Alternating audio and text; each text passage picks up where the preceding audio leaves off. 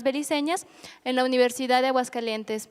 Entonces, tanto los estudios feministas como los estudios poscoloniales, a través de las representaciones artísticas, serán tema que nos estará exponiendo el día de hoy.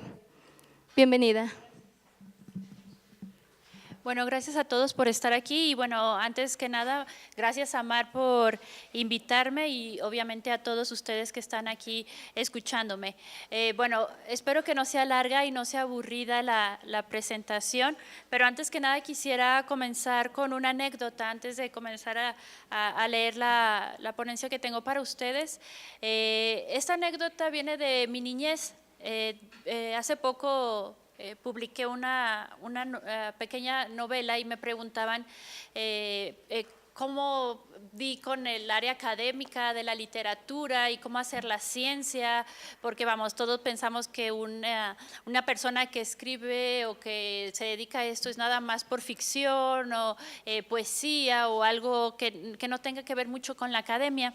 Y bueno, yo les comentaba que mi problema fueron unas tiras argentinas cuando era niña, que las leía escondidas y fue con las que aprendí a leer cuando, la verdad no fui lectora precoz, no soy Sor Juana Inés de la Cruz ni nada de eso, digamos como a los 6, 7 años, como realmente se debe de aprender a leer a esa edad, pero me empecé a leer las tiras de Mafalda y me impresionaba muchísimo, no sé si ustedes la conocen, me impresionaba muchísimo que una niña fuera tan inteligente y que hablara de problemas sociales tan importantes en esos momentos históricos y aparte le gustara la música de los Beatles. Entonces para mí fue algo súper bueno, ¿no? Que algo que me gusta de los Beatles, que son LPs que estaban en mi casa, que yo los veía, que eran de mi padre, entonces que los veía y los podía tocar y los podía escuchar y que me gustaba Strawberry Fields Forever y que me gustaba Yellow Submarine y que las cantaba todo el tiempo.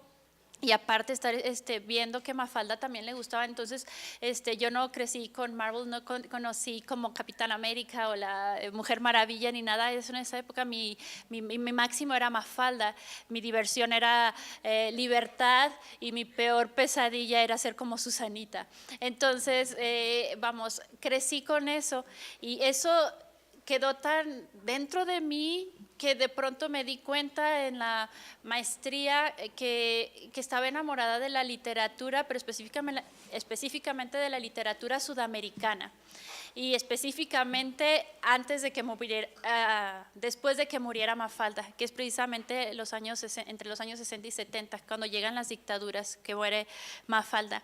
Entonces, bueno, eso es como surgió mi inquietud por tanto la literatura como por la historia de las dictaduras en estos países en los años 70 y 80. Entonces, lo que quiero decir con esto es que, por favor, no dejen ese niño que tienen ahí, en algún momento va a salir en sus estudios menos pensados. Y bueno, esto ya, Mafalda y eso me llevaron a hacer un doctorado y después un postdoctorado. Entonces quizás después ustedes estén contando la anécdota que de chicos, no sé, que veían a su edad, la verdad, que pueden ver a su edad, bueno, cuando eran pequeños, ahorita quizás no, ¿qué veían? ¿No veían caricaturas o no tenían como ídolos en ese momento de muy chicos? ¿No? ¿No tenía ninguno? ¿Quién?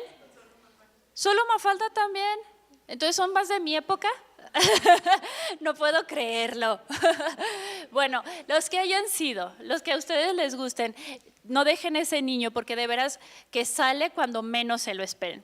Y bueno, ahora sí, después de hacerlos recordar un poco la niñez y entrar un poco en calor, viene la aburrición un poco. Bueno, pero espero que les guste y bueno, le comentaba ayer a Elías y a Manuel que fueron por mí a Aguascalientes, que se los agradezco mucho, que bueno, aquí voy a traté de hacer algo que vi en su marco de lo que tienen de clases, que es esa parte de la historia con la literatura y con algo que me gusta mucho, que son los estudios feministas.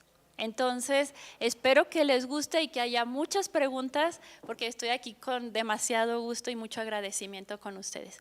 Entonces, empezaré a leer y bueno, cualquier duda la van anotando y al final les respondo las preguntas. Por desgracia, no estamos en clase que me puedan interrumpir. Marcela, ¿puedes decirme eso? Porque nada de doctora, Marcela está bien, ¿ok? Entonces empiezo a leer, cualquier cosa ya saben, apunten. La historia de la segunda mitad del siglo XX se encuentra inmersa en dos polos políticos y económicos que surgieron al término de la Segunda Guerra Mundial. Esta bipolarización se encontró orientada, por un lado, por la ideología capitalista y por el otro, la comunista. Esta partición dio inicio a la Guerra Fría y llevó a los dos países que conformaban estos frentes, la Unión de Repúblicas Socialistas Soviéticas y los Estados Unidos de América, a difundir sus ideologías sociales, políticas y económicas. Los gobiernos latinoamericanos, que se encontraban liderados mayormente por fuerzas económicas extranjeras, tomaron partido por los Estados Unidos a causa de las relaciones comerciales y políticas con este país. Esta posición se debió a que en América Latina los propietarios de las tierras, haciendas y comercios eran ciudadanos de clases burguesas o empresas extranjeras. Es así que en los gobiernos de Latinoamérica se optó por seguir las reglas establecidas por los Estados Unidos. Luchar contra el socialismo dentro y fuera de los márgenes de cada uno de los países. A pesar de la toma de posición entre los dos poderes mundiales, los países latinoamericanos hacia la década de los 50 estaban conectándose con ideologías socialistas debido a la concepción que ésta tenía sobre la protección del pueblo empobrecido y explotado a causa de las empresas e inversionistas internacionales de origen capitalista. Estas situaciones provocaron la formación de grupos armados que se confrontaban dependiendo sus ideas. Así, los choques entre los grupos armados y los gobiernos se recrudecieron a causa de los violentos enfrentamientos. En algunos casos, las Fuerzas Armadas de los gobiernos latinoamericanos estuvieron respaldadas por los Estados Unidos y por la CIA, que las apoyó con entrenamiento militar en la Escuela de las Américas en Panamá, mientras algunos integrantes de las guerrillas tenían entrenamientos auspiciados por la Unión Soviética en Cuba, que después de 1959 se convirtió en el bastión socialista en América Latina. Una de las organizaciones respaldadas por el gobierno estadounidense para luchar contra las guerrillas socialistas fue la Doctrina de Seguridad Nacional. Esta doctrina estableció un sistema de represión por el cual se implementó la defensa de los países contra ideologías socialistas y comunistas venidas desde la Unión Soviética. Como contraataque a esta doctrina, los guerrilleros realizaron varios hechos terroristas como fueron secuestros, asaltos y asesinatos contra las Fuerzas Armadas y los gobiernos extranjeros, especialmente aquellos relacionados al capitalismo. En los países latinoamericanos de Chile y Argentina se instauraron dictaduras militares a través de la Doctrina de Seguridad Nacional y la Operación Cóndor. Estos dos proyectos consistían en, cito, un sistema secreto de inteligencia y operativos que fue creado en el decenio de 1970, mediante el cual los estados militarizados de América del Sur compartieron datos de inteligencia y capturaron, torturaron y ejecutaron opositores políticos en los territorios de otros países. Los estados militarizados que participaron en el sistema Cóndor se involucraron en prácticas terroristas para destruir la amenaza subversiva de la izquierda y defender la civilización occidental y cristiana. Termino cita. La maquinaria de Cóndor y las dictaduras militares fueron las estrategias más amplias contra las guerrillas y los grupos de izquierda que enarbolaban el socialismo como una vía para solucionar los problemas económicos, sociales y educativos de los latinoamericanos. La dominación por parte de estas dos fuerzas represoras de las dictaduras se estableció por medio de centros clandestinos de detención y tortura. Estos centros se convirtieron en espacios diseñados y organizados para reprimir a cualquier sujeto que tuviera relación con grupos ya clasificados como subversivos. Los enfrentamientos entre el gobierno y las guerrillas llevaron a los ciudadanos chilenos y argentinos a plantearse si deseaban vivir en ambientes de terrorismo o era mejor salir de sus países para vivir de una manera más libre y sin temor a las represiones. Esta dualidad de permanecer o partir puso en una disyuntiva a aquellos que eran simpatizantes de las ideologías de la lucha revolucionaria y estaban a favor de ayudar a la población desprotegida. A su vez, esta toma de decisión de quedarse o de salirse contrarió a aquellos que mediante sus actividades cotidianas como el periodismo, el arte, la educación e investigación formaban mediante el pensamiento crítico a generaciones comprometidas con su realidad nacional y continental. En estos momentos de cambios políticos, sociales y económicos, la historia mundial comenzó a fluir con demasiada prisa. Ante esta situación, la memoria se convirtió en una manera de detener el paso del tiempo, tomar el tiempo para recapacitar sobre los acontecimientos que como estaban llegando se iban. De esta manera, la memoria como construcción personal se transformó en una actividad en la cual el individuo comenzó de manera frenética a relacionar eventos sucedidos en el pasado inmediato y la interacción que estos tenían en el presente, además de cómo los hechos del pasado podían afectar el futuro. Es así que la memoria se convirtió en un elemento para que los humanos, a pesar de los movimientos físicos a otras regiones, no perdieran su esencia, ya que los recuerdos son, cito, un fundamento esencial de la identidad. Su principal característica es la selectividad. La memoria solo retiene ciertos elementos del pasado, condena a otros al olvido. La tendencia al olvido y a la inhibición es particularmente fuerte en el caso de experiencias o de acontecimientos dolorosos cuya evocación provoca sufrimiento. Ahora bien, es precisamente a través de este trabajo de la memoria y el paralelo con el olvido que se construyen las identidades tanto individuales como colectivas. Identidades que jamás se establecen de manera definitiva, de una vez y para siempre, sino que por el contrario se encuentran en perpetuo devenir. El olvido es un elemento esencial de este proceso al mismo nivel que la memoria. La identidad de un grupo social, en efecto, descansa no solo sobre una memoria común específica de un grupo, sino también sobre los olvidos que comparten esas comunidades. Termino cita. Un detalle que es importante destacar de la descripción de la memoria antes ofrecida es el carácter social, ya que este elemento otorga el sentido de comunidad y es capaz de vincular a un grupo de personas a través de los recuerdos que comparten. De esta manera se puede apuntar que las identidades de una comunidad van entrelazándose por las memorias individuales y las memorias compartidas que conforman parte de un esquema más amplio que desarrolla recuerdos a mayor escala, los cuales forman las historias de las comunidades y de las naciones. Las memorias de momentos históricos pueden ser transmitidas de diferentes maneras, entre las que se pueden distinguir las manifestaciones artísticas, como son el cine, el teatro, la danza, la música, la pintura y la literatura. La resistencia al olvido, por medio de las formas artísticas, ha creado el ejercicio social de reconstruir la memoria como una manera de exponer y asentar los acontecimientos que han cambiado las vidas de los individuos y las historias de las naciones. En el caso concreto de la literatura, que es mi tema de estudio, esta se ha convertido en uno de los mecanismos para mantener la memoria archivada. La escritura ha sido una parte fundamental para preservar la historia de los pueblos. Es así que por medio de sus relatos, el escritor va tejiendo el pasado y conservando los momentos de los pueblos. El mecanismo utilizado por los escritores para la reconstrucción de la memoria es la selectividad de los recuerdos, la coyuntura entre memorias y olvidos, voluntarios o involuntarios, los cuales producen la mezcla de acontecimientos reales y la ficción. Entre los textos que construyen narraciones vivenciales se encuentran los testimonios, las autobiografías o biografías, todas estas creaciones memorialistas. Al término de las dictaduras, en la escritura puede observarse que tanto las memorias de la política como las políticas de la memoria, que parecen lo mismo pero no lo son, han ido conformando la narrativa actual de grupos exiliados e insiliados en las dictaduras.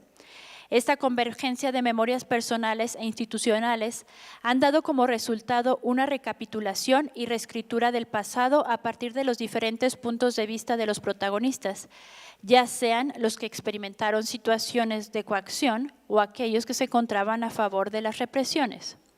Además, por el carácter social y político de la literatura, esta refleja la memoria desde una manera personal, la cual consiste en una apropiación del pasado como una huella y como una remembranza de un momento histórico de luchas y violencia. Definitivamente, en esta escritura sobre el pasado, los autores realizan una catarsis narrativa. Y ahí ya me metí con la psicología un poco, ¿no? Con respecto a las memorias de la política en las dictaduras sudamericanas, las mujeres dentro de este tipo de literatura han sido custodias de los vestigios. Ya desde la antigüedad, las mujeres permanecieron en sus hogares, esperando la llegada de sus esposos e hijos que les contaban las grandes hazañas que habían librado en los campos de batalla, en las conquistas y en las exploraciones hacia otros lugares. Esta situación producía que ellas fueran hilvanando cada uno de los sucesos para que las historias de aventuras, luchas y descubrimientos se mantuvieran en las comunidades y en las generaciones futuras. De esta manera, las mujeres, a partir de la oralidad, comenzaron a implementar los recuerdos de los hombres como parte de las crónicas de los pueblos. Por esta razón, ellas se convirtieron en depositarias de historias en la construcción de comunidades. Las mujeres sobrevivieron mayormente a los sucesos que hacían brillar a los hombres, así que se encargaron que los recuerdos no se perdieran, que el olvido nunca llegara y así las futuras generaciones supieran que los hechos de cada uno de sus antepasados seguía presente. En el siglo XIX fue un brinco bastante fuerte en el momento, si nos ponemos a pensar en la hilvanación de historias y lo relacionamos con la Penélope y Odiseo que se va del barco y que ella quizás no escribía historias, pero hilvanaba, ¿no?, para que llegara su esposo. Ahora doy un brinco hasta el siglo XIX, en donde las mujeres se convirtieron en sujetos activos, no solamente para relatar historias de manera oral, sino se dio un salto a la escritura y ha sido desde esos momentos que las voces femeninas no han dejado de nombrar y apropiarse de la realidad que las rodea. Ya en el siglo XX y XXI, las mujeres crearon fuertes lazos para exponer mediante sus palabras lo que las afectaba de manera social, política, económica y en cuestión de género. Las mujeres se enfrentaron a obstáculos para hacer valer su voz y que fuera oída, ya que el salto hacia la escritura, sobre todo al comienzo, no fue tomada de una manera complaciente por los hombres. Las escritoras se encontraban ya tomando el poder de la palabra para expresarse, y este había sido un privilegio solamente para los hombres. En ese momento la escritura se volvió democrática y por ende se convirtió en un arma de lucha. Para la generación de escritoras que emprendieron el quehacer de relatar su memoria personal trabada a la memoria de su país, el reto fue monumental. En este sentido, las escritoras de las postdictaduras o dictaduras han ofrecido el rol catártico para las personas que han hecho de la palabra su medio de defensa, pedir justicia y retener los recuerdos de los momentos históricos más violentos que vivieron. Con respecto a la importancia de las memorias de la política en la literatura de las postdictaduras, puedo señalar que estas se encuentran presentes como tatuajes en las escrituras de las mujeres sudamericanas que sufrieron a causa de los gobiernos represivos en sus países de origen. Dentro de este tipo de escritura, las autoras han expuesto cómo fue vivir la represión, la violencia y el destierro de sus países de orígenes. Las escritoras han contribuido a recobrar el pasado y dejar testimonio de la etapa histórica que les tocó vivir, sobre todo los momentos de conflicto que han dejado huellas en ellas y al mismo tiempo han definido el curso de la historia de sus naciones. Es así que sus textos podemos apreciarlos como depósitos de memorias que tienen la capacidad de reconstruir y evaluar los hechos históricos en los cuales los autores se encuentran o encontraron inmersos. A continuación, revisaré las escrituras postdictatoriales de las autoras Isabel Allende, Marta Traba, Luisa Valenzuela, Griselda Gámbaro y Tununa Mercado, quienes han conformado un corpus de mujeres que han relatado desde sus recuerdos los momentos de las dictaduras militares que sucedieron durante las décadas de los 70 y 80 en Sudamérica. He seleccionado a estas autoras debido a que cada una ha alzado la voz contra la opresión y ha mantenido desde su escritura una determinación para atacar los controles establecidos por los gobiernos que dirigieron sus países durante las décadas antes señaladas. Comenzaré hablando de la escritora chilena Isabel Allende, que en la trilogía de novelas Hija de la Fortuna, Retrato en Sepia y La Casa de los Espíritus hace un despliegue de figuras femeninas a partir de historias familiares que entablan una conversación entre el pasado y el presente de Chile. Específicamente, La Casa de los Espíritus es una novela que retrata los inicios y consecuencias de la dictadura de Augusto Pinochet. Los personajes de este texto rondan entre el realismo mágico y la realidad de la represión al final de los días de la familia de Esteban Trueba. Mediante el recorrido familiar de los Trueba se inserta la vorágine de violencia y el miedo que se vivió en esa época. Ya desde el inicio de este texto de Allende podemos apreciar la importancia de la escritura de las mujeres como portadoras de la historia y de las memorias privadas y familiares que pronto se ven insertas dentro de la historia de Chile. En las primeras líneas se puede leer: Barrabás llegó a la familia por vía marítima, anotó la niña Clara con su delicada caligrafía. Ya entonces tenía el hábito de escribir las cosas importantes y más tarde, cuando se quedó muda, escribía también las trivialidades, sin sospechar que 50 años después sus cuadernos me servirían para rescatar las memorias del pasado y para sobrevivir mi propio espanto. Definitivamente para esta escritora chilena, poner el entramado del discurso a manos de una mujer juega el rol de insertar a este género en los cambios de una familia, pero a su vez cómo las mujeres fueron atrapando y decidiendo sobre sus propias vidas.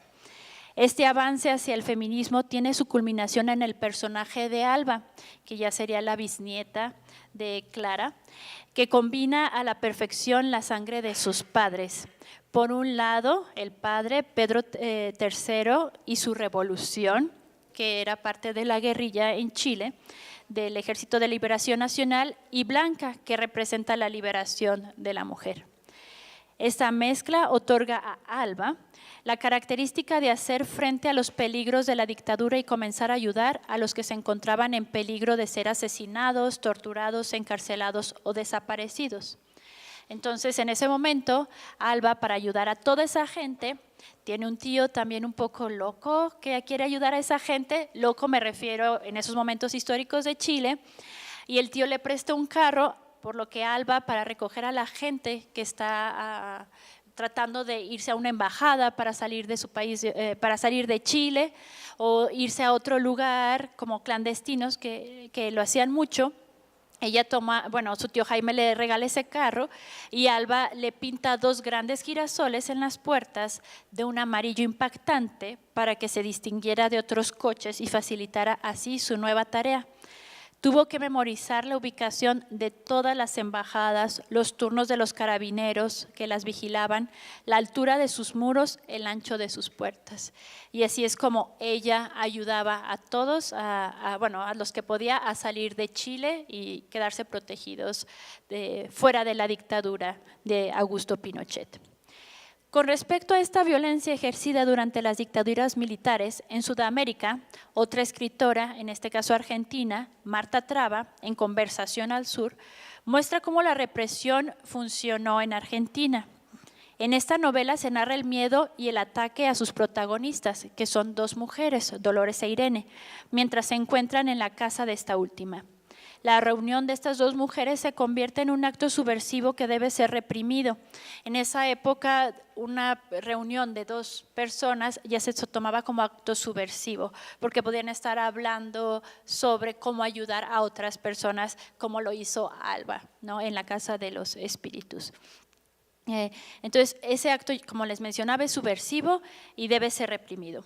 Es debido a esto que llegan los militares que están salvaguardando los valores nacionales y empiezan a atacar la casa de estos personajes. Así, las protagonistas de Conversación al Sur ven ante sus ojos el desmoronamiento de las sociedades sometidas por gobiernos que matan y violan cualquier tipo de derecho humano. El argumento de esta novela ronda sobre todo cuando uno de los personajes, Irene, se involucra con los desaparecidos o torturados cuando acompaña a una amiga a la Plaza de Mayo a manifestarse porque estaba buscando a su hijo. Y fue ahí donde conoció personalmente el terror de las dictaduras. Tantas mujeres con sus pañoletas buscando a sus hijos ya desde esos momentos. Y de hecho, bueno, todavía siguen rescatando, ahora ya no a los hijos, ya a nietos de hijos desaparecidos y que normalmente eran tomados por los militares y regalados a otras familias, o los mismos militares los adoptaban precisamente para que no los tomaran otros socialistas, porque les iban a infundir al socialismo. Entonces, para parar la generación socialista era tomar a los hijos, sobre todo los tenían en los centros clandestinos de tortura, las mujeres los tenían ahí, se los arrebataban e inmediatamente los llevaban con otros militares o con personas que sabían que estaban fuera del marco de la ideología socialista. Entonces ahí es Irene donde conoce el terror de lo que estaba haciendo la dictadura. En el caso de Dolores, que es una mujer mucho más joven, ha padecido de manera muy personal, ya que ha sido perseguida políticamente y está inmersa totalmente en los movimientos sociales. Es una activista y luchadora socialista. Este personaje, del de Dolores, había vivido la desaparición de sus compañeros, el terror de ser perseguida y torturada, aunque se sentía tranquila porque todavía estaba con vida y podía seguir contando su historia. Entonces, en esta obra, vemos cómo las situaciones de brutalidad humana son descritas por Traba de una manera cruda y sencilla. No hay rodeos, la sangre es sangre, el golpe es golpe. El torturador llega a golpear, llega a amenazar y mata, como lo vemos al final de esta historia. Por otro lado, un par de elementos que hacen este texto parte del testimonio que Traba quería dar a conocer al mundo son la unión, por un lado, de estas dos mujeres, pero al mismo tiempo la deshumanización.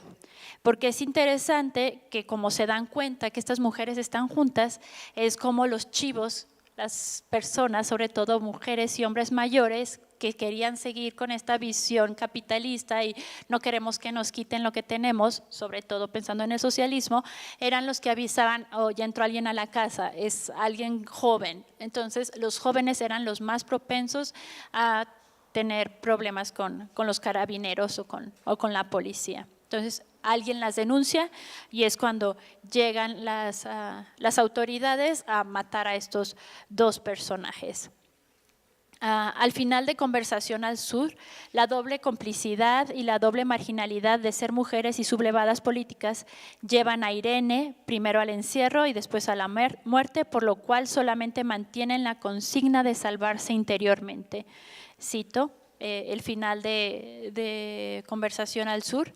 La mujer pensó que se salvaría de ese pánico enloquecido si lograba percibir algo dentro de su cuerpo, pero más atención que puso en oírse, no escuchó nada, ni el más leve rumor de vísceras, ni un latido. En ese silencio absoluto, el otro ruido, nítido, despiadado, fue creciendo y finalmente la cercó. Como se puede apreciar, la mujer mantiene su silencio para no morir, pero sabe que su historia quedará entre voces, entre conversaciones. Es así que esta obra no solo es una novela testimonial, sino un testimonio femenino en donde la muerte, el miedo y la marginación se ven presentes en el diario vivir del género femenino que sufrió a causa de las dictaduras del siglo XX en el cono sur latinoamericano. Otro cuento que es muy interesante es el de Luisa Valenzuela y este libro se llama Los mejor calzados. Este cuento es muy interesante porque hay un vínculo entre la vida y la muerte, pero la vida de las personas de la calle y los recién torturados o recién asesinados por la policía en Buenos Aires. Y este cuento se llama Los Mejor Calzados precisamente porque se tuvo la idea que en Buenos Aires y en el sur de Argentina las personas que vivían en la calle al final del día eran las mejores personas que tenían los mejores zapatos, los mejores zapatos, tenis, botas, lo que ustedes quieran, por el hecho de que había tanta gente en la calle asesinada que les quitaban los zapatos para ellos. No quitaban la ropa porque no les gustaba oler a sangre. Entonces, este cuento trata sobre eso. Entonces, en Buenos Aires por eso este cuento se llama Los Mejor Calzados. Las imágenes de estas acciones son muy fuertes y Luisa Valenzuela lo pone así en este pequeño cuento. Cito: invasión de mendigos, pero queda un consuelo. A ninguno le faltan zapatos. Zapatos son lo que sobran. Eso sí, en ciertas oportunidades hay que quitárselos a alguna pierna descuartizada que se encuentra entre los matorrales o solo sirve para calzar a un rengo, o sea, a alguien sin pierna. Pero esto no ocurre a menudo. En general se encuentran el cadáver completito con los zapatos intactos. En cambio, las ropas sí están inutilizadas. Suelen presentar orificios de bala y manchas de sangre o han sido desgarradas a latigazos o la picana eléctrica. Les han dejado unas quemaduras muy feas, difíciles de ocultar. De esta manera se puede afirmar que la forma de honrar a los muertos y mantenerlos con vida es a partir de transmitir la sensación de pérdida y al mismo tiempo la imperiosa necesidad de no dejar que el pasado quede como un simple recuerdo, sino como una lucha constante de subsistencia y enaltecimiento de los que ya no están. En Los Mejor Calzados, como vemos, algunas personas han dejado solamente sus pertenencias, pero estas siguen viviendo a través de otros sujetos y quizás los zapatos se conviertan en herramientas de huida para aquellos que en algún momento tendrán que emprender otros senderos para alejarse de la violencia. Por otro lado, una novela bien interesante es de Griselda Gámbaro que se llama Ganarse la muerte. Esta nos ofrece la imagen de la dictadura argentina a través de la relación entre el gobierno y un hogar en destrucción. En literatura, normalmente, bueno, como saben, semiótica, hay muchos símbolos y la casa, todos sabemos, es como el lugar en donde yo me voy a refugiar, en donde están mis padres. En esta novela de Gámbaro es totalmente lo contrario y es un símil de la relación la casa, el país. El país es donde… Bueno, en México ya estamos viendo lo contrario también, ¿no? No podemos decir me voy a refugiar en México, a veces es más difícil en México, pero vamos, es el espacio donde sentimos los cariños, donde tenemos los apegos, familia y todo eso. Y bueno, en esta misma idea está el cuento de Casa Tomada de Julio Cortázar, que trata precisamente de lo mismo, que son dos hermanos que están en una casa y de pronto empiezan a llegar seres que no saben quiénes son y los empiezan a expulsar de ese lugar. Y Gámbaro hace algo parecido en esta Ganarse la muerte, pero en esta está tratando la historia de una familia que está en su casa, los padres, y es Cledi y su esposo Horacio, que viven con ellos, pero ahí el padre es el que se convierte como la imagen del dictador y que empieza a amenazar a Horacio y a Cledi como ese símbolo del dictador que me está orillando a salirme del hogar, ¿no? El dictador, en este caso en ese momento de Argentina, vamos, hubo 4 dictadores en Argentina, pero en uno de ellos es cuando escribe Griselda Gámbaro esto. Entonces, prosigo, cada una de las acciones contra Cledi y Horacio nos provocan sentimientos de impotencia que no pueden evitarse, sobre todo sabiendo que esta violencia es ejercida dentro del que debería representar el lugar de cuidado y protección, pero esta comunión en el hogar está rota, al igual que en Argentina, al inicio de las represiones por parte de la Alianza Anticomunista Argentina, que fue mayormente conocida como la AAA. De esta manera, a lo largo de ganarse la muerte, se aprecia la construcción de un hogar que reproduce la realidad dictatorial y en la cual, cito, la retórica autoritaria en los países sudamericanos se encuentra ligada a la familia con la historia de la nación, en donde el dictador es el padre y las personas que lo rodean son los hijos. Para terminar este viaje de mujeres y su escritura en las dictaduras sudamericanas, revisaré a la escritora argentina Tununa Mercado mediante sus cuentos en estado de memoria. Este libro lo analicé muy específicamente en mi trabajo de doctorado, entonces le tengo bastante cariño. Son varios cuentos y es muy interesante ver el proceso de esta escritora. Ella dice que no es su autobiografía, pero vamos, si leemos su historia, sabemos que hay esos toques bastante claros de autobiografía. Entonces, yo lo que hice es denominarla una narradora semificcional. Bueno, prosigo. En estos cuentos que les digo que se llaman En estado de memoria, Mercado señala la importancia de reconstruir las etapas por las cuales ella y miles de exiliados vivieron durante las dictaduras. La escritura de esta argentina refleja su interés por contar su visión con respecto a los acontecimientos históricos.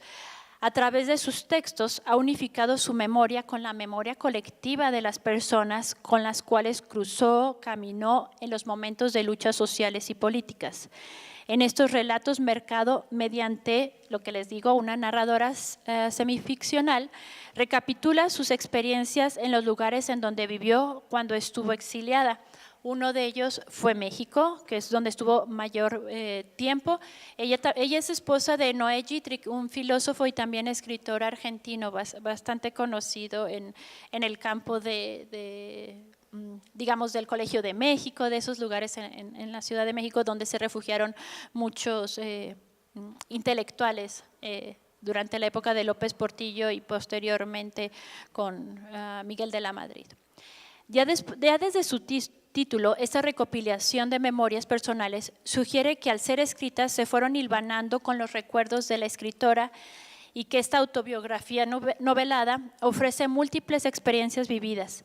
Esta autora argentina en su momento señaló que En estado de memoria surgió como una necesidad personal de narrar su memoria, ya que, cito la entrevista, cuando regresé a Buenos Aires se dio esta existencia para la memoria. Escribí el libro En estado de memoria, en donde hice un recuento de lo que había sido mi vida en México y el regreso. Es un relato que no podría llamar yo novelístico, tiene mucho de ficción, lo cual no tergiversa para nada los hechos, pero no fue un testimonio crudo, sino trabajado desde mi subjetividad.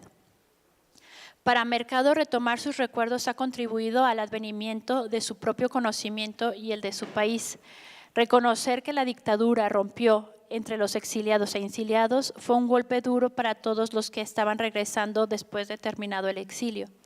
Es así que muchos de los desterrados no soportaron las nuevas dinámicas que había dejado la represión, sobre todo el mutismo y la amnistía que existieron los primeros años después de la llegada de la democracia.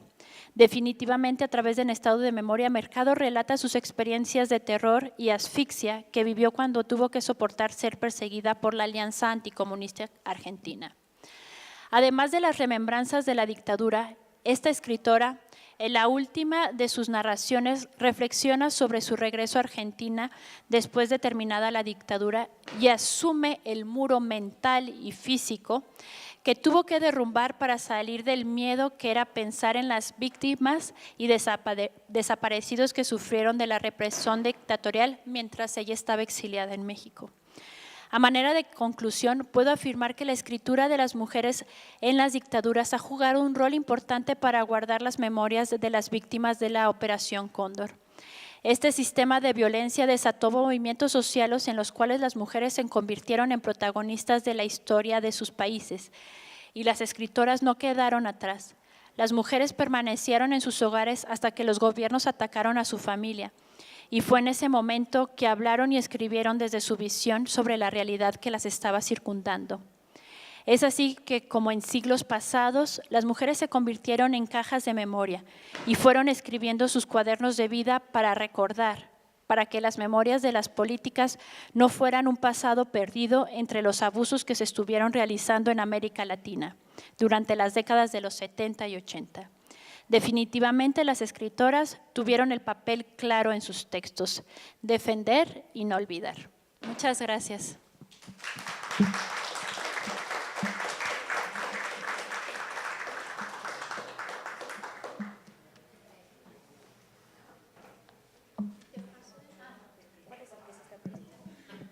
Bueno, agradecemos la intervención de la doctora Zárate, con otro aplauso más, por favor.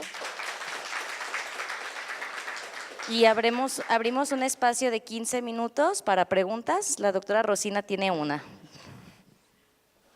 Yo creo que no es necesario. Es que para que se escuche en la cámara. Bueno, me gustó muchísimo tu conferencia, mucho. Me gustó particularmente esa asociación, primero que comenzaste con las cuestiones de la memoria. Efectivamente, la memoria no es formada solamente de recuerdos. La memoria es formada por recuerdos y olvidos. Me gustó mucho, principalmente porque asociaste la memoria a las mujeres. Y en este caso, pues a tus mujeres escritoras que analizas. Realmente las mujeres son las guardianes de la memoria, lo han sido tradicionalmente. Y bueno, parece que eso lo hemos estado dejando un poco de lado en nuestras clases, en las materias que les asignamos a los alumnos, porque tienen historia oral. Pero la historia oral no es ir y entrevistar personas. La historia oral, esas entrevistas son la materia prima para que elaboremos la historia oral, ¿sí? Existe también la memoria heredada. Permíteme hablar de, bueno, yo me estoy extendiendo en eso y no te estoy preguntando nada, porque encontré mucha semejanza con lo que yo también he trabajado con la cuestión de La Llorona, que fue mi tema de tesis. Esa memoria heredada, en este caso por las chicanas que viven en los Estados Unidos y que no son sus memorias personales, pero son las memorias de sus padres o de sus abuelos. Bueno, todo esto para felicitarte, porque de verdad esa asociación, ese vínculo memoria-mujeres me pareció y me parece muy acertado. Muchas gracias. ¿Quieres contestar algo a lo que te comenta la doctora Rosina? Sí, está prendido. Bueno, pues primero, muchas gracias. Y bueno, sí, es muy interesante, pero vamos, como mencionaba al principio, por eso me gusta normalmente cuando doy charlas, como involucrar a los estudiantes primero. ¿Se acuerdan en lo que ustedes hacían cuando eran chicos y todo eso?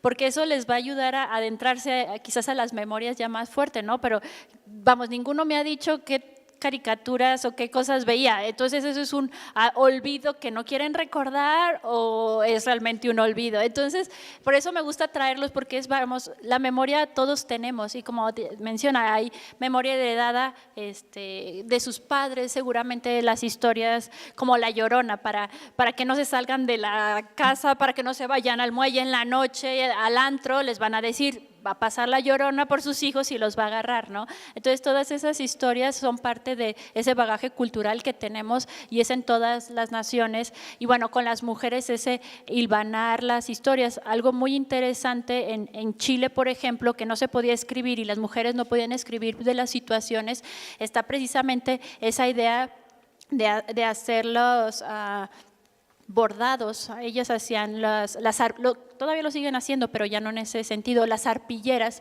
Entonces eran mujeres que hacían, a partir de retazos, hacían la historia de Chile en esos momentos de la dictadura. No podían escribir, pero lo que hacían era coser. Entonces uno dice, wow, si eso lo relacionamos con el pasado, para esos que les gusta la historia, muchas mujeres nos gusta coser, nos gusta tejer, pero eso también es parte de hilvanar. Y ir hilvanando cada punto es también hilvanar palabras. Entonces un proceso interesante en la mujer es esa parte de estar en casa, pero también y en el sentido de hilvanar, de estar tejiendo, así es como salen muchas historias entre las abuelitas, entre las tías que están tejiendo, se platican el chisme, que después se hace un chisme más grande, otro chisme más grande y al final de cuentas quizás ustedes están analizando alguna leyenda que surgió hace muchos años con unas abuelitas que estaban tejiendo, ¿no? Entonces eso es muy interesante lo que menciona también su maestra con las mujeres en la literatura y bueno, en oral o escrita como ustedes quieran de estudiarla. Acá tenemos otra intervención de Álvaro. Me gusta mucho la forma en que nos expone todos los temas que trata y me surgieron algunas dudas. Al principio cuando mencionaba sobre la seguridad nacional que Estados Unidos oponía a los regímenes socialistas, me salta a duda si esta corriente de pensamiento de seguridad social está en contra o directamente opuesta a la seguridad nacional. Refiriendo pues a esta corriente de pensamiento que me parece, también es una pregunta, que surge del pensamiento de izquierda, si la seguridad social está en contra de esta seguridad nacional.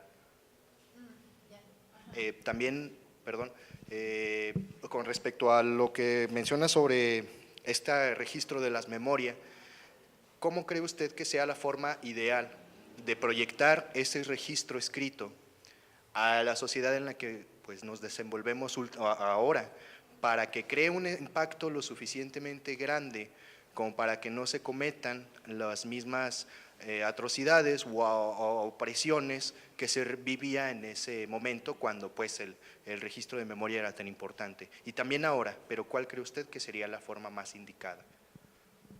Bueno, la primera, la seguridad nacional, sí, estaba en contra de la seguridad social, precisamente por el hecho que la seguridad social se refería específicamente a la ayuda de la gente, ¿no? Entonces, por ejemplo, muchos jóvenes en Argentina se dedicaban a ir a los barrios pobres a enseñar. Entonces, todos esos se juntaban, no sé si les gusta el cine, hay muchas películas sobre eso, por ejemplo, hay una película interesantísima que se llama La noche de los lápices, que es realmente cruda y trata de un grupo de estudiantes, vamos, que esto a partir de lo de seguridad social, que este grupo de estudiantes que estaban digamos en preparatoria, si no mal recuerdo por la edad, ellos le llaman secundaria en Argentina, pero es preparatoria, están a favor de que les den boleto de estudiantes para subirse a los camiones, porque hay estudiantes que son de bajos recursos y no tienen dinero para agarrar un camión para ir a sus preparatorias. Entonces ellos están luchando para que se les dé a los a todos o a los que lo necesitan eso, ¿no? Un ticket donde les digan, hoy bueno, soy estudiante, puedo subirme al camión gratis, voy a mi preparatoria. Entonces ellos dicen, bueno, vamos a luchar para que no lo den, y hay un grupo especial, tanto es un grupo de hombres y mujeres que es más fuerte, y son a ellos que un día en la noche llegan a su casa, como pasó en algunos momentos en Tlatelolco en el 68, llegaron a su casa, los agarraron a este grupo de estudiantes y los llevaron a un centro de detención. Todos desaparecieron, solo uno que se llama Pablo pudo escapar, bueno, lo sacaron según esto, y él es el que ha contado la historia. Y es muy interesante cómo, vamos, ahí está la seguridad nacional y cómo estaba la seguridad nacional, que estaba ayudada por la CIA, sobre todo en cuestión de tortura. Y hay que tomar en cuenta que en Argentina, en Chile, Uruguay, todos estos lugares, sobre todo en Argentina y en Chile, hay llegaron muchas personas relacionadas con el fascismo y el nazismo después de la Segunda Guerra Mundial, y ellos parece que fueron los que ayudaron a preparar a estas nuevas personas a saber cómo torturar, porque se han encontrado muchos símiles de cómo se usaba la picana, cómo se usaban muchas cosas para torturar. Entonces, bueno, creo que sí, es muy diferente. Seguridad nacional es como atacar al pueblo a partir de la doctrina que tenían, y después, después está los de seguridad social, que son estas personas que sí estaban en ayuda al pueblo. Y la siguiente pregunta, creo que en México ahorita es muy difícil, si pensamos que hace poco ya mataron a otro periodista. Entonces creo que no hay una forma eficaz, y menos ahorita en México, de hablar. Entonces creo que un país a veces tiene necesidad de callar, pero de no olvidar. Y ahí es donde va a quedar el recuerdo y donde vamos a tener que escribir desde quizás unos años más, esperemos que no sean muchos, poder escribir lo que nos está pasando ahorita. Pero ahorita creo que no hay una forma viable ni siquiera de escribir, porque no quieres precisamente morir, al menos que quieras morir, como tantos periodistas lo han hecho, puedes hablar. Pero creo que ahorita, por lo menos en México, no hay una forma viable, una forma óptima para poder escribir. Creo que podría ser para mí una forma óptima quizás un diario. Ajá, un diario en donde tú guardes, esto pasó tal día, esto pasó tal día y tal. Y así hacer un diario para ti mismo y que después descubras que puedes sacarlo a la luz y decir, esto pasó. Y no lo olvidemos porque no queremos que vuelva a pasar. Muchas gracias. Hola, bueno, estaba pensando cómo formular la pregunta y creo que más sería conocer su opinión al respecto, porque sus estudios están dirigidos más específicamente en el Cono Sur y creo que se completó con lo que acaba de opinar ahora, en hacer una comparativa al respecto de la situación del México actual que vivimos, porque no podemos llamarle que tenemos una dictadura, no podemos quizá encasillarla en alguna situación que se haya dado antes, al menos en Latinoamérica, pero que definitivamente estamos de acuerdo en que no es que el país esté en paz o que se viva una libertad de expresión al 100%, precisamente porque ni siquiera se puede uno pues expresar o dejar un registro de lo que está sucediendo más que en lo cercano, ¿no? En el círculo inmediato. Entonces, yo quisiera saber su opinión al respecto de todos estos estudios que ha realizado con la situación actual del país. Bueno, pues mira, el problema es que yo llegué hace apenas 3 años a México, entonces como que lo veo de cerca y me duele más.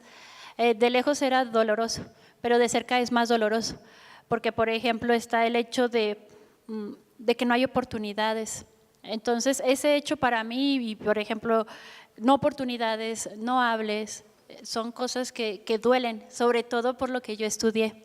Entonces, a la hora de estudiar eso y darme cuenta que en México se está viviendo exactamente lo mismo, sí, no es una dictadura, pero al final del día no puedes hablar. Entonces, ¿qué más da que sea una dictadura de un gobernante o la dictadura del narcotráfico? Al final del día son poderes que no te dejan hablar y expresarte. Entonces, creo que vamos, es un símil y es por desgracia como que vamos a veces como en retroceso, ¿no? O sea, pensamos que va bien, pero alguien va a subir al poder. Y esa persona que va a estar en el poder va a hacer lo mismo que hicieron los otros. Entonces, por eso yo tomo mucho en cuenta cuando me invitan a conferencias para ojalá poner mi granito de arena con los chavos y decirles, ¿saben qué? Ustedes tienen que votar. Ustedes, aunque no gane, aunque sepan que hubo trampa, voten. Y si no gana el que pensaron que iba a ganar y que iban las votaciones, el que ya creían que iba a ganar y de pronto se cayó el sistema, regístrenlo. Otra vez se cayó el sistema en México, como en 1988, como en cuántos años atrás otra vez se cayó el sistema. Otra vez viví que el sistema se cayó. Entonces todo eso es un símil, todas estas situaciones y por ejemplo en Argentina dices, ay bueno, no hay dictadura, bueno, pero ahorita está un capitalismo voraz en donde ya pidieron más dinero al Fondo Monetario Internacional y están volviendo al 2002 cuando tuvieron el grave problema. Entonces no hay como que siguen esos problemas y no es por violencia, es ahora por dinero, por tecnología, por todo eso.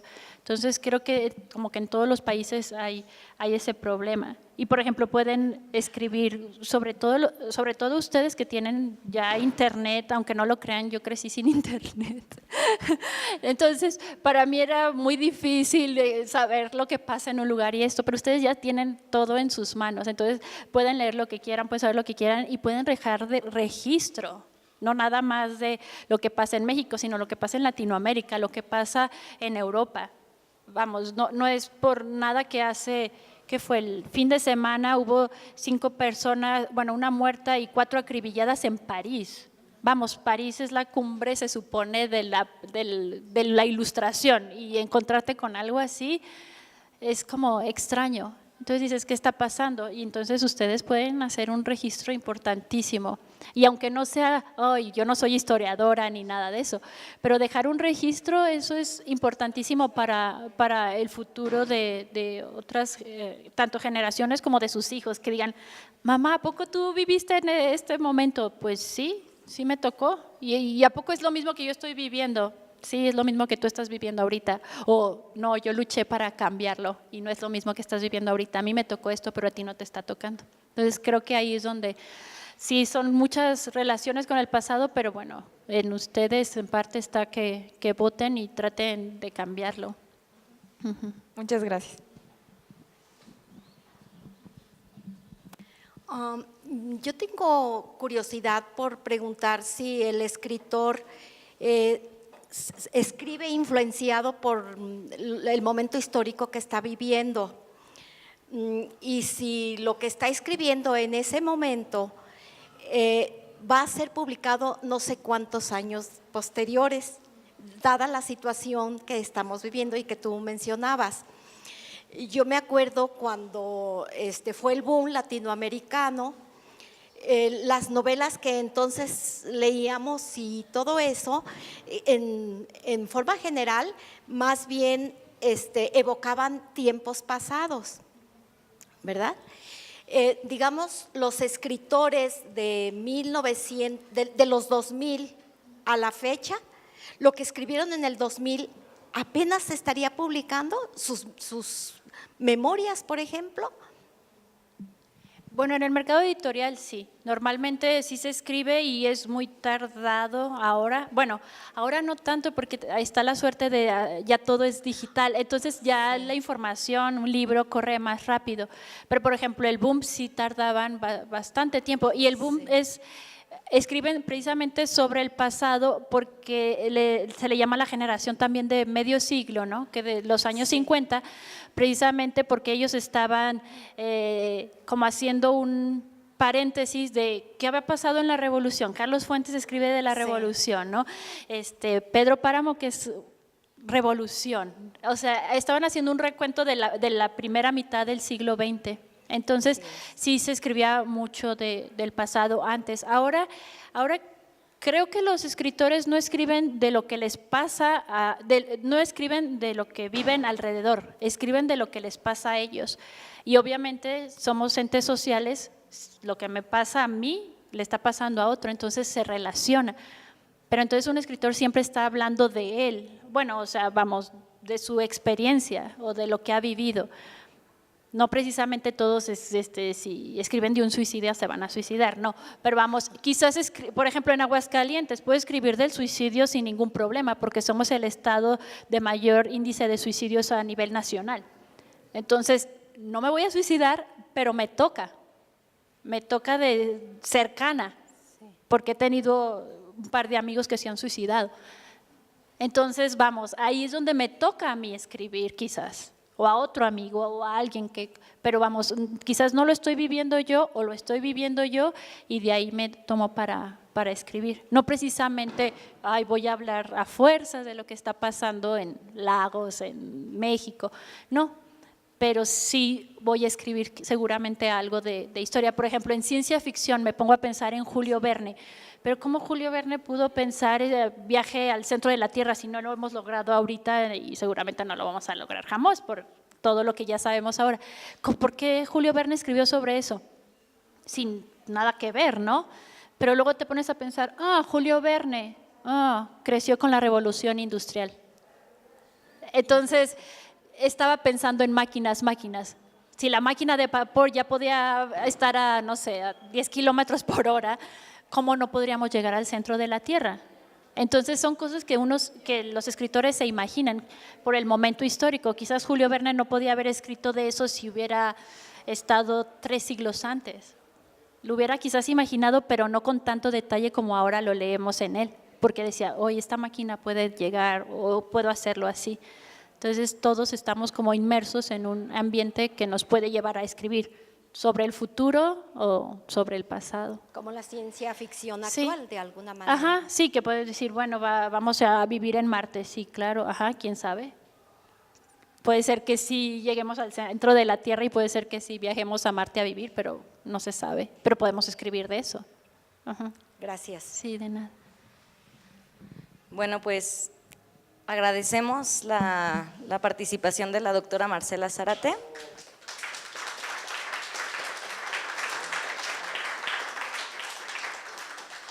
Y el comité organizador, que son todos los alumnos, te quieren hacer un presente, Marcela, en agradecimiento a tu participación.